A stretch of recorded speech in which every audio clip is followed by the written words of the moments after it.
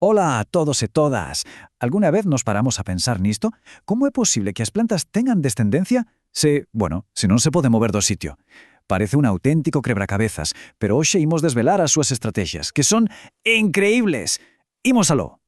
A ver, a pregunta do millón é esta. Como pode unha planta crear outra nova se está chantada na terra? Non pode ir na procura de parella, como fan os animais. De primeiras parece un problema casi imposible de resolver. Ou non?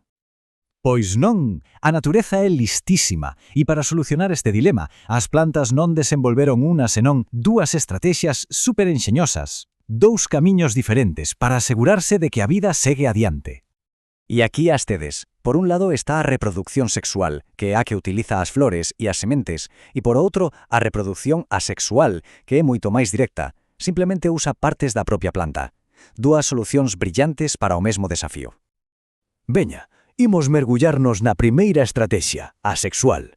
Isto é como un plan super detallado, casi de película, onde a protagonista principal é a flor. Vexamos como funciona este plan tan meticuloso. Ben, para que este plan funcione, necesitamos dous ingredientes clave, os gametos. O gameto masculino é o grande pole, que está aí, nos estames da flor, e o femenino é o óvulo, que aguarda ben protegido dentro do pistilo. E agora ven o bo, a misión da semente. Primeiro, a polinización. O pole ten que viaxar, sobe a lombos dunha abella ou déixase levar polo vento ata que aterra noutra flor. Logo a fecundación, ese momento máxico no que o pole e o óvulo se unen. A partir de aí todo cambia. O óvulo convértese na semente e o pistilo engorda ata formar o fruito, que a protexe. Cando a semente por fin cae ao chan e ten unhas boas condicións, xermina. E por último, medra e medra ata ser unha planta adulta, lista para empezar o ciclo de novo. É toda unha aventura. Vale, xa vimos o plan detallado. Agora imos coa segunda estrategia, que é todo o contrario. A reproducción asexual é como coller un atallo, unha forma rapidísima de crear unha nova planta facendo nin máis nin menos que copias idénticas. A clave de todo isto é que non fan falta flores, nen pole, nen sementes, nada diso. Un cachiño da planta nai, sexa un talo ou unha raíz, xa ten todo o necesario para xerar unha vida nova, basicamente un clon perfecto da original.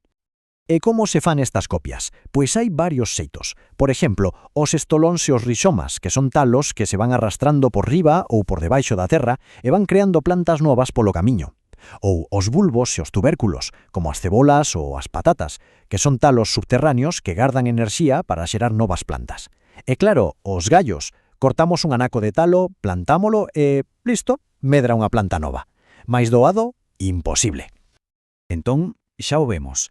Dúas maneiras de triunfar no mundo vexetal. Son estrategias super diferentes, pero as dúas funcionan de maravilla para solucionar o problema de non poder moverse.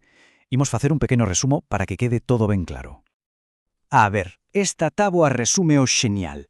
Na sexual, necesítanse dous gametos, pole e óvulo, e o resultado é unha planta nova e diferente, unha mestura. Na asexual, abonda cunha parte da planta nai, e o resultado é unha copia exacta, un clon. Unha usa flores, sementes e frutos, a outra talos, bulbos ou gallos.